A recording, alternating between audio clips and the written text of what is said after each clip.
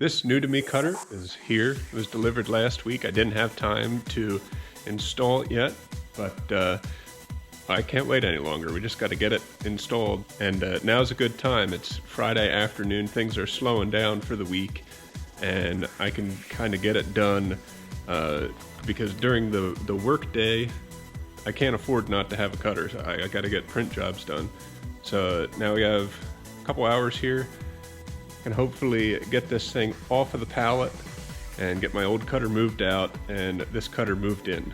So this has a programmable touch screen and automatic back gauge, which is part of the reason I wanted to get this machine. Also, it has an air table, and another reason that I really wanted to get this machine is it's before those large safety devices were put on cutters, and I feel like that would be in my way, so I'm glad to find a machine that doesn't have those. We should be able to pick this up from the bottom here with a forklift. I don't have a forklift, so I have to get some straps and chains and lift it up. But before I do that, I want to take this pedal off. It looks to me like a previous owner bent that up. I don't know if somebody tried to lift it up with the forklift or what, but I need to take that out. And then I can get under it with a pallet jack once it's on the floor. So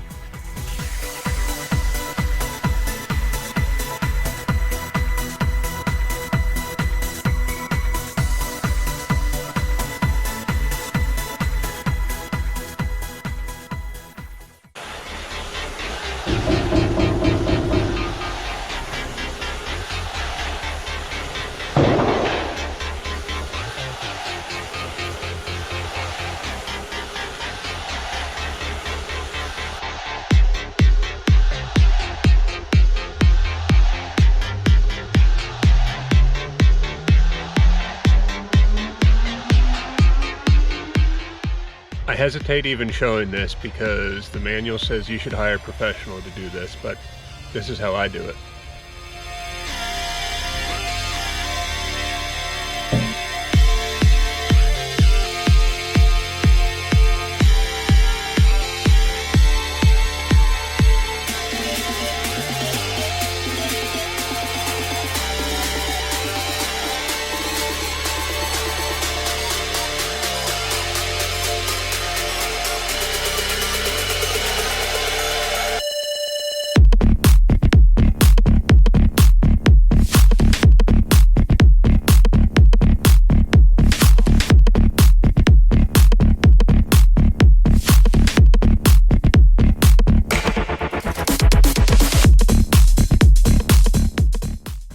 That wasn't bad at all.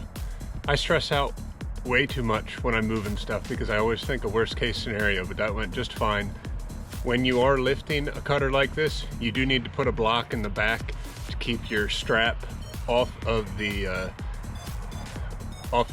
screw that moves the back gauge. Otherwise you'll bend it. Okay, old cutter is on its way out of here. Looks like, well, it was years ago that one of the cylinders leaked on this, and it looked like that ever since then. Wasn't going to show you how I did this because I'm not really proud of it, but jacked up the front. There's a metal stop in the back here that stops you from getting the pallet jacked back any further, so you can jack up the front so that comes off the ground, and it leans back really hard. So I just took a cutter stick and put it underneath the bottom, and it'll slide right out of here now.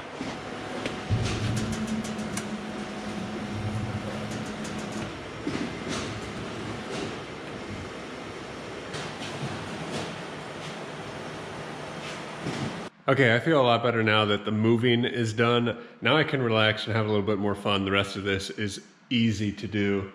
I just need to figure out exactly where I want it, which is pretty much exactly where the old one was.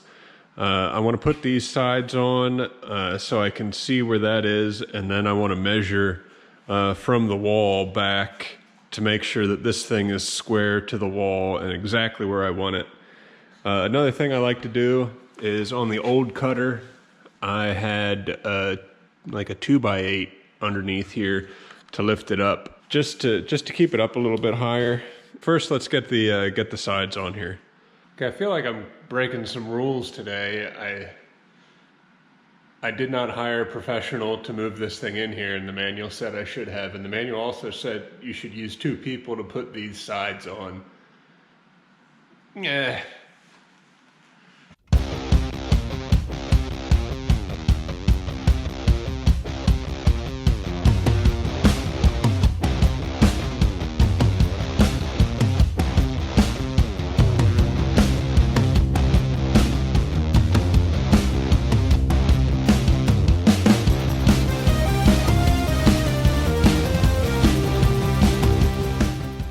Okay, it's starting to look like a cutter now. So what I need to do now is just level it, which we're good. In order to level it, you just need to adjust these bolts, there's one on each side, until the cutter is level. Once I have it where I want, away from the wall, we'll set her down and hook up the electric. I put these things up on blocks just to give it an extra 1.5 inches. It helps out a lot with keeping me from bending over all day. And I want to put a piece of steel on there yet, so it doesn't puncture that wood. That'll do the trick. And one for this side. So it still remained level here. Although I really don't trust these phone levels that much. There's a lot of error. It's moving quite a bit and it still says it's good. That'll be good enough. It's pretty solid.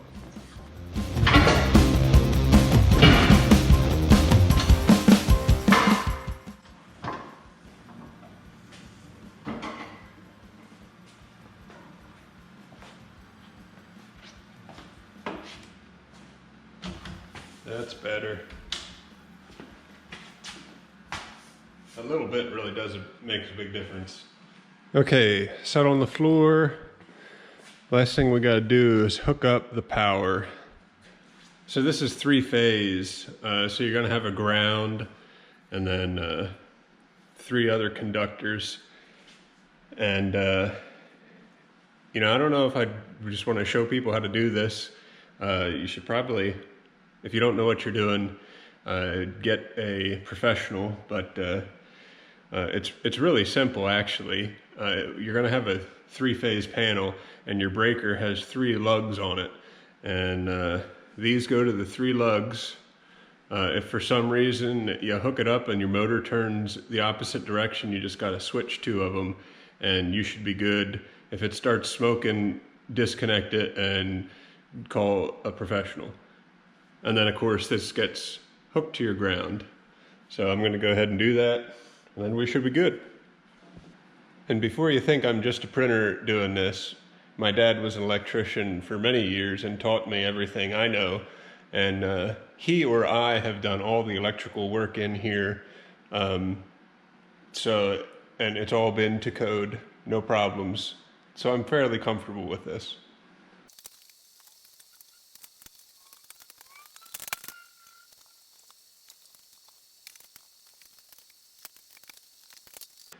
Okay, it's a moment of truth.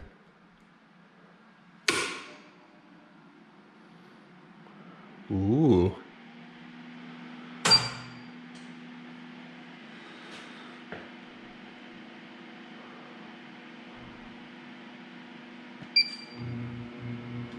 Ooh. That's nice.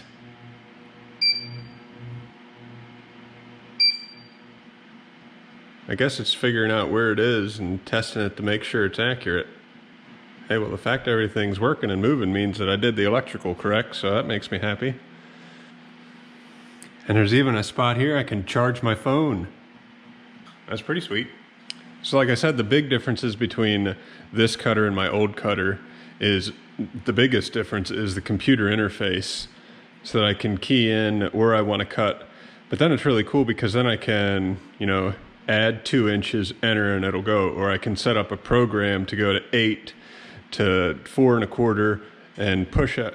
You can do all kinds of good stuff. I'm not going to go over all that because you can go to Challenge's website, and you could also, the people who I bought this from, Boggs Equipment, they also have a video of this exact machine and how to do some simple setup of that interface. The air table is a plus for big sheets. I think I'll probably end up using that a little bit. Ooh. So this is a turn wheel. I did notice that this, I think this just needs to be oiled,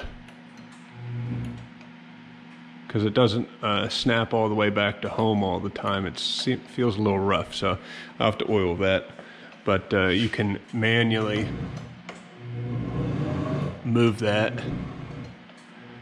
or you can, I saw on that video, you can turn the hand wheel off so that doesn't do anything, and then you can just do 8.5, enter?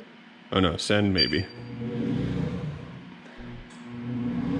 So it comes up to get its position, and then goes back. That's neat. Almost forgot. This has cooled itself off. Not perfect, but will definitely work 10 times better than the old one. So let's put this in. I noticed in the manual it says there's supposed to be a spring here. So I may need to try and get a spring for that, but we'll just hook it up without it for now.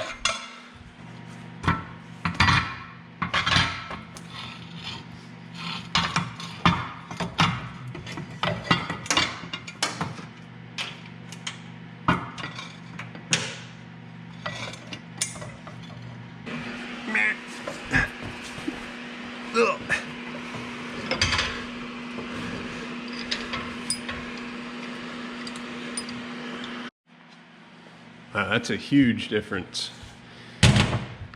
Before, this pedal was way back in here. Now it's out front where it should be. It looks like this was bent a little bit too whenever that happened.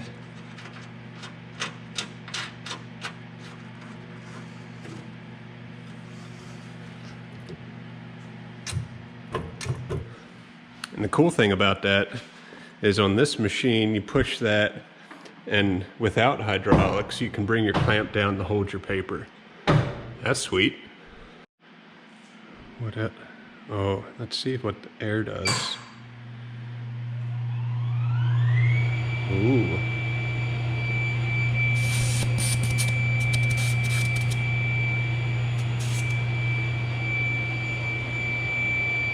I gotta get some paper. I really got to cut at least one piece of paper here. There's a small stack. I'm hoping that the knife is relatively sharp because the backup blade is dull, so I don't know, I guess just push the buttons.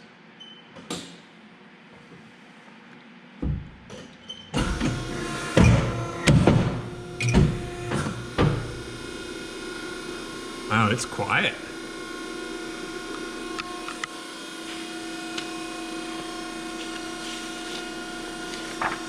I need to at least rotate the cutting stick on that.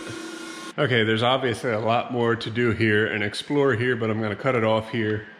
I just need to clean everything, and then we'll be good for Monday morning. And I said it a little earlier, I bought this online. It's a website called Wire Bids, and I'll put a link down in the description, a company called Boggs Equipment. And I have bought I bought the collator from that website, my binder, the cutter, the punch, Rosback, a handful of stuff. Those are great guys over there. I tell you what, the price is always very competitive and good. The delivery, getting it shipped here, it's all flawless. They send me a bill, you pay for it, you know, the next week, machine shows up, and then you get to have fun like this. So if you haven't ever heard of them, check them out. Pretty much every week or every other week, there's printing equipment, hundreds of pieces getting sold on there, and it's awesome. So it's gonna be your new bad habit, sorry. So I think a lot of you are right, and this thing is gonna be really nice, and I didn't know what I was missing.